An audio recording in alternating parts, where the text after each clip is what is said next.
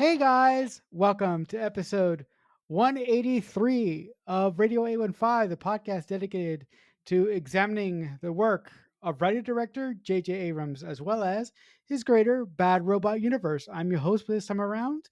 My name is Marcelo Inostroza, joined as always by my fellow co host, Matt Crandall. And on today's edition of the show, we will continue to make our way through the Apple TV Plus series Presumed Innocent. Today we'll be talking about episode 5 entitled Pregame. So, Matt, am I right? Your head just exploded? Yeah, in a sequence directed by fucking David Cronenberg, it felt like, which all of a sudden Raymond is having this dream and his head literally explodes like scanner style. If you were, squeamish at all, this came out of nowhere, which I like that we've been having Raymond have these nightmares, and especially they really pull one over on us because we don't know that that's what we're watching at the time. And I was like, oh no, Raymond's not feeling good. And they cut the tension because at the beginning he's burping and farting, and then he sits down, but then he starts, and I'm like, oh no, he's having a heart attack. Oh no, oh no. And then his head explodes, blood everywhere. And I'm like, what in the? And he wakes up. And I like that he has a talk with his wife who says, I know you like Rusty, but all of these dreams you are having, your entire subconscious is telling you this motherfucker did it. How did you feel when, Raymond is still giving it his all and his wife is just like, look at the signs, man, read the room? I was so nervous that Raymond was going to have a heart attack because listen guys, at this point I think that without Raymond there's no way that Jake Gyllenhaal's character gets out of this because Raymond is the only motherfucker who believes in him. And for the love of fucking Christ, I really, really think that that Raymond is going to have a heart attack. Like, look, I understand that this scene was set up as a joke, but I think that this is a bigger precursor to something else. How that's going to happen in the next couple of episodes, I don't know. But I think that something is going to happen with that. It could be foreshadowing, and they're playing it off like his subconscious, and it may just be that when it rears its head in real life, they're bracing us for it. This episode does start where we left off last week, which is the consequences of Rusty's stupid actions are rearing their head because he poked a bear when he shouldn't have, and this this dude shows up raring for a fight, and of course Rusty gets into it with the guy who he thinks might be linked to the murder of Bunny Davis and maybe might be the accomplice of the guy they put in jail. And Rusty, when you are already on trial for murder, scrapping with a dude is probably not a good idea. But luckily, Rusty says like this guy's not going to go to the cops because he can't afford to at this point because I have information that would make him a possible person of interest. Does that really hold water? And how much are you screaming at the TV as Rusty can't let this go? And like later in the episode shows up at that guy's house, and I'm just like, what in the hell are you doing? Like, you poked a bear, you survived the bear attack. Why are you going back for more? This storyline I find really, really frustrating because I understand why Rusty thinks that maybe this guy might be involved somehow. Or this guy might be able to say that there was another accomplice who's not the guy in jail. But like everything that Rusty does, if you were looking at this, not even under a microscope, like you would just be like, the fuck is up with this guy? He's not acting like a person who is innocent. He's acting like a scrambling, guilty conscience kind of person. Rusty is a fucking moron. Because, like I have said and like Matt have said in previous weeks, this guy can't get out of his fucking way. He thinks he knows best. But here's the clue, guys. He doesn't because he's the motherfucker on trial. But if he keeps giving Tommy Molasanti even an inch of doubt that he's guilty, and I'll tell you what makes him look guilty: him not listening to Raymond, him actually doing his own investigation. What in the fuck? Do you know what Rusty should have done when that motherfucker was trying to come in his house? Call the cops. Why?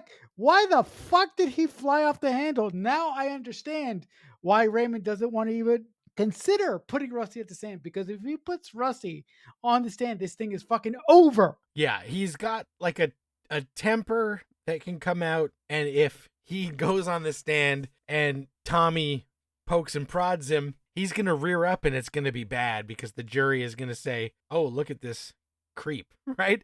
So that would be devastating to the case. And I think we see Tommy. Tommy is getting ready for the trial. Tommy, there's one part where he's reviewing photos, the police photos that he was reluctant to share a few weeks ago. And he sees the picture of the son riding his bike in front of Carolyn's house. He writes down on his notepad, bike, and like underlines it. And so we're like, uh-oh. But then also, then he stops on a photo of Carolyn wearing just a t-shirt, and he's like lingering on this photo in such a creepy fucking way that I'm like, you son of a bitch. And what's interesting with Tommy is that, you know, him and De La Guardia have a great scene where he's kind of running down how, you know, his career has not gone the way he's wanted because he feels he's been treated unfairly by some people in his office. And we flash back to a point where Carolyn specifically told someone she did not want to work with Tommy. And Tommy confronts her about this and says, "Why am I hearing that you don't want to work with me when you're perfectly happy to work with that piece of shit, Rusty?"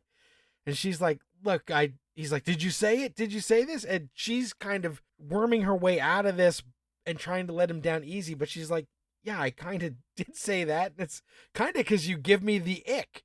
And I'm starting to think like maybe Carolyn had very good senses that would they be going down the road where like the guy who is the prosecution is the murderer. I really like that the writers are putting that seed of doubt into the audience, because I never liked Tommy, and he just comes off as just this icky asshole. And ever since this trial has started, he acts confident, but every piece of evidence that he's been given just shows how they have nothing. They have nothing. So I wouldn't put it past Tommy to fabricate evidence to put Rusty away, because I swear to Jesus Christ, when this trial starts, Tommy is going to implode. Look, he's going to be professional, but he's going to implode. You know why he's going to implode? Because Tommy always thinks that he has been unappreciative. Tommy has a problem with self gratification, right? Tommy wants it all to be about him. So something is going to happen that is going to show to the jury, to Raymond, and to everybody in the courtroom that the guy that is prosecuting Rusty had an affair with the woman that Rusty is being accused of killing. And that's a problem. No, that definitely would be a problem if he did have a fling with Carolyn, for sure. But also, folks, that is, what do we call it? Conflict of interest. That's a giant hole. So I just can't wait to see Tommy dig his own grave, because that's where he's headed. Look, the only way that this could get worse is if we find out that Rusty's son had anything to do with Carolyn's death. Because there's a moment in this episode where you're thinking, could that little bastard actually? But I want to know what you think about that. Well, so I'm going to double back and just say that your Tommy stuff, he gives us the ick, and in private, he's still kind of creepy, and he's, you know, seen obsessing about Carolyn at points. But in public, he goes on the news. He gives an interview where he's basically saying like, it's time for justice to take priority, and we're sick of this incompetent shit that this other team gave us, and we're going to clean up the streets of Chicago, and we're going to do all this stuff now, because you can trust me. I'm the little guy fighting for the little guy, and we're going to clean everything up. And De La Guardia's like, man, you laid that on so thick. And he said, yeah, but I need the jury and everybody out there to know that I'm the good guy and we mean business.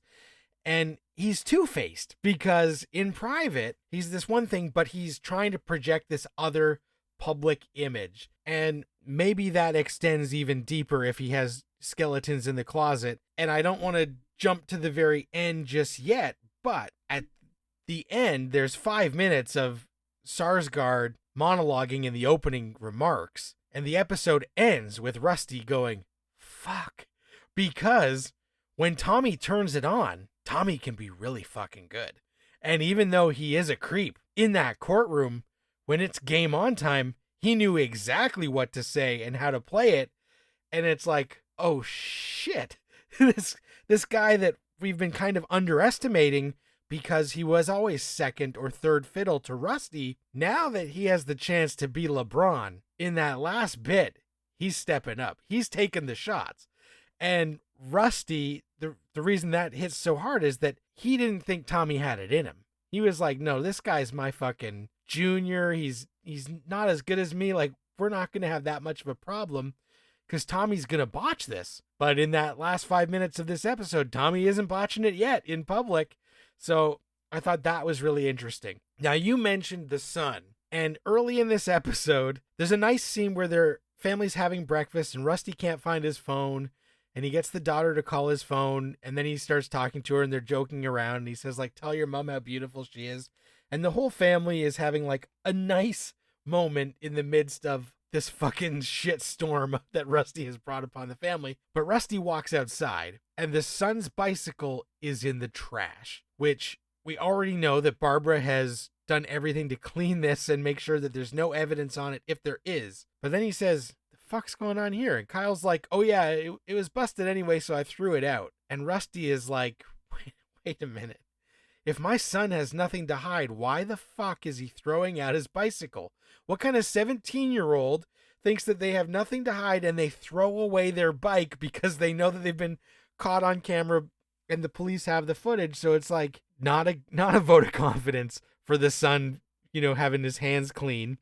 And then Rusty takes it out of the trash and puts it in the trunk of his car, which again seems iffy. And we're like, all right, is that the best thing to do in this scenario? I'm not sure, the way that they've played this with the son, I feel like him throwing out the bike is probably just a panic move. And I think deep down, he doesn't have anything to do with it. So I feel like we're just going like he was wondering about this woman his dad was seeing. He was mad about it. He was riding and then he just kind of got spooked. But I don't know if it's just like a giant red herring that they want us to be worried and that maybe this bike is going to come back to bite Rusty in some sort of way. How are you feeling about that? I think you have a solid point because the kid could just be honestly worried. He could be reacting to what's happening around him. But I'm just brought back to that moment that kid was riding past a Carolyn's house, which he explained. But there's something about that kid that I don't like. He's got this. I'm wondering if he has a bit of Rusty's rage that we haven't seen yet. Look, guys, Crandall might be onto something here. Might be a red herring, but the way that the writers have constructed the series, I wouldn't put it past them to just give us another option or to make us look over here and in the background, right? I wouldn't put it. I wouldn't put it past the writers to say, well, what's the most shocking thing that we can do? Let's take the most innocent person in this show and make him the actual murderer. It's not. Listen, it's nothing out of this world, but in the context of the show, I think it would hit pretty hard. Yeah, I think you're right. And they also haven't gone out of their way to really do much with Kyle other than like the first episode, he's throwing a baseball and him and his dad are bonding, but we haven't spent that much time with him. Like we know he was upset. We know he's had like some near breakdowns where he thought like maybe Rusty should take a plea, but we haven't seen any other sides of him other than that kind of like nervous, upset kind of energy. Whereas the daughter, this episode, Jaden gets a lot of like kind of sweet and like warmer scenes where I feel like they're trying to endear us to her a bit more than they have previous, because she felt like a bigger presence in this than she had. And I don't know if that's just because the brother stuff is starting to look bad, like there might be something up his sleeve, or if they just realize that for the end of this series to hit, we need to care about every member of Rusty's family. That is a strong, distinct possibility that they could be setting us up for that. I really like that we could be possibly heading towards a cataclysmic ending for the series, and it does make sense if that's the direction that we're headed in for there to be suspects everywhere, including in Rusty's family.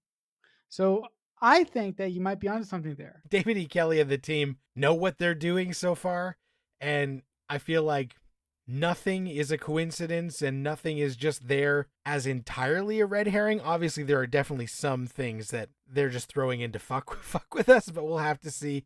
The other member of Rusty's family, Barbara, continues her sort of, liberation, this bartender thing, and the weird therapy shit where she's talking to the therapist and the therapist is kind of mad that she's withheld information. And I just, obviously therapy scenes in TV shows are not anything new. The Sopranos really like made it acceptable for like us to just visit therapy with characters randomly. But what is this whole thing about the family being in therapy about? Because it's the only part of the show that is like entirely not working for me so far.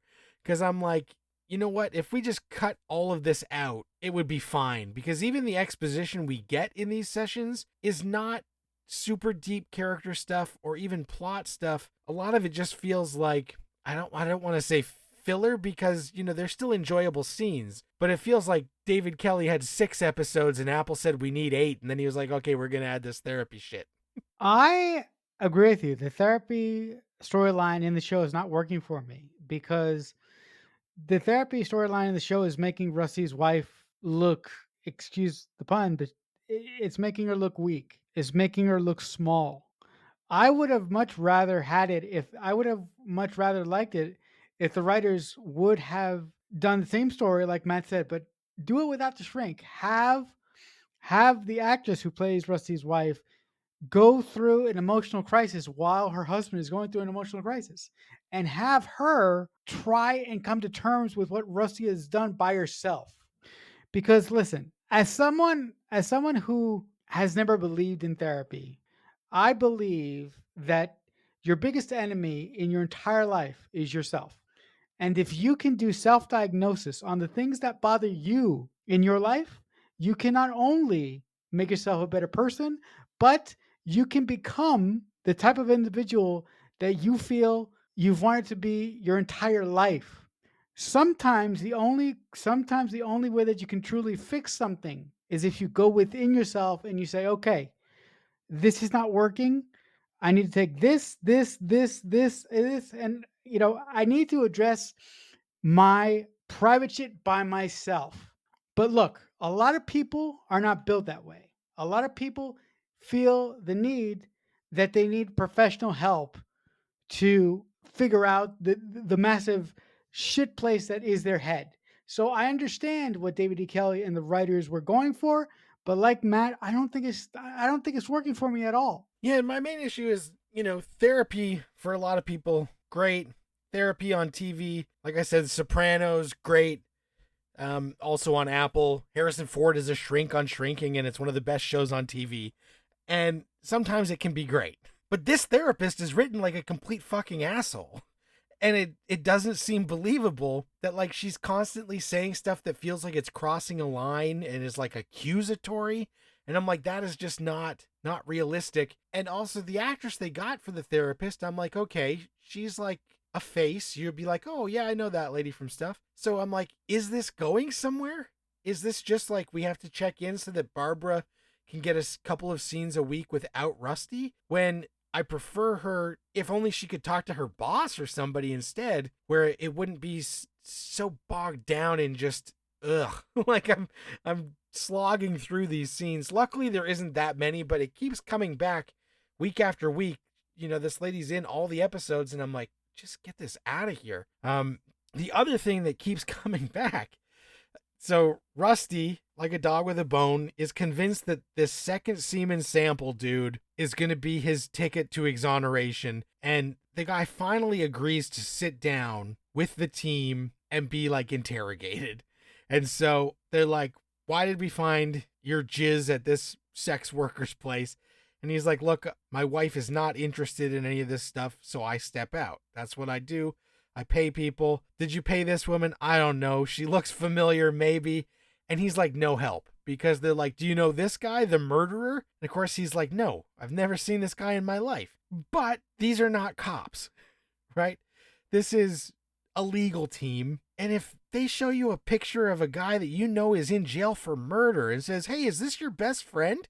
Do you and him have sex parties together? Of course you're going to fucking say no, even if the answer is yes. There is no way. So again, this is like Rusty clinging on to some delusion that like this guy would be overcome and like confess to everything. So I hope that we can kind of put this to bed and move on, because it feels awkward and it just feels like fantasy land. Like there's no way this guy is going to be compelled to tell the truth without overwhelming evidence or like the threat of actually going to jail for his entire life unless he drops a dime. How do you feel about this when like they finally are getting their questions off, but like, can we trust this guy? Why would he even agree to this? When it comes to that storyline, I don't know what the writers are trying to do. I mean, I know what they're trying to do. They're trying to give Rusty a way out, and I think the storyline with that particular character, because here's the thing. Here's the thing. The massive, the massive problem that Rusty or the massive disagreement that Rusty and Raymond seem to have is that Rusty is obsessed with giving the jury a lone gunman. Rusty wants to give the audience the gunman on the grassy knoll. And Raymond is only concerned with saving Rusty's life. Raymond wants to preserve Rusty's freedom. And I think that the bigger problem here is the distrust in between the guy who's getting accused of murder and the guy who's trying to defend him. Because yeah, if they can't agree on the best way to go about doing this, I'm worried what's going to happen during the trial. If you had relations with a sex worker and you get asked about it by the police, the worst thing that you can do is try to deny it, because when you try to deny it, it's going to show all over your face. And if they have evidence like they did in this episode, you're fucking screwed. So I don't understand what this guy is trying to maintain. Sure, he's probably worried that his actual wife is going to find out, and he's so embarrassed. But there comes a point where your back is against the wall and you have no way forward. So there's only one way out of this: go right through. Now, I want to say there's one piece of information that comes to light during all of this that I think is the whole reason for this storyline in this episode. And it is when they are showing some of the photos. They're like, this is Bunny Davis. This is how she was tied up and killed. This is Carolyn Polimas. This is how she was tied up and killed. Exactly the same way. And the assistant who's been working on the team says, actually, no, a similar way, not actually the same. If somebody knew the actual ins and outs of how this was done, they're made to look similar, but it is not the same. Which then Rusty's just kind of like, oh, because he was hoping that maybe they got the wrong guy and the same person who did Bunny Davis killed Carolyn. But this information that it's not actually the exact same way, it's what somebody who maybe knew the particulars but not the exact particulars would have done. So that opens a new can of worms of who would have known to make Carolyn look this way to try and throw suspicion on this other case, but it wasn't actually the same killer because it was not exactly the same. Well, my pick, because he's so squirmy, would be Tommy. But look, I want to address something that Matt said. I have stated that I think that Tommy's going to crumble in the trial. But to go to Matt's point early on, when Tommy has to turn it on, he turns it on. And I think that that individual that turns it on when he has to is actually capable of being the one that killed Carolyn. Yeah. So for me, my choice is still Tommy.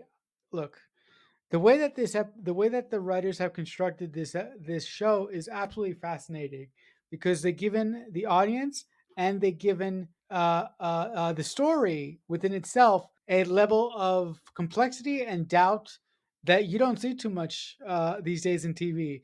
And I really, really, really can't wait to find out who killed Carolyn. And yeah, as you said, Tommy still being near the top of your suspect list, he had access to all those photos that Rusty did of the Bunny Davis stuff. So if he was going to try and make it look, but not get it exactly right, Tommy Malto could be our guy. And it would be pretty interesting if he is on the prosecution when he actually is the guy who did the crime. A little bit of a reverse juror number 2 kind of scenario. But I think, maybe we'll have to see. This was the pregame episode. So next week is when the trial really starts going hard.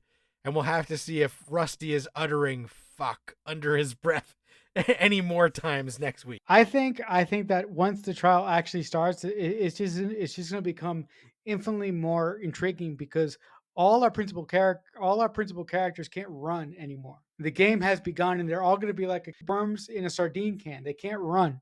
So seeing the dynamics the writers of the show can pull off with all our principal characters in the courtroom is going to be endlessly fascinating to me.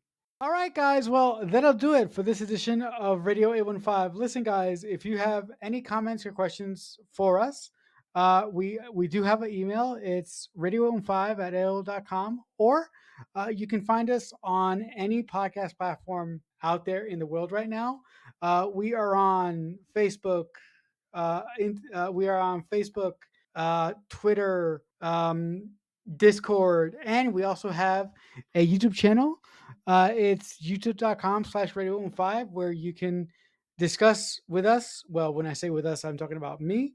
Uh, and you can ask us anything having to do with Bad Robot or this show. But please don't spoil, guys, because I haven't seen the show all the way through.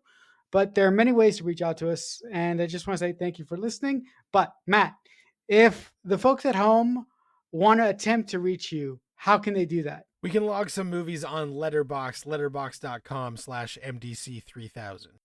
All right, guys. If you want to try and contact me, the best way to do that is on X. I'm at CreekFanatic88. But for my fellow co-host, Matt Crandall, I shall say thank you for listening again. And as I say often, we'll talk back soon. Radio 815 is a Balloonhead Productions presentation in association with Killer Newt Productions.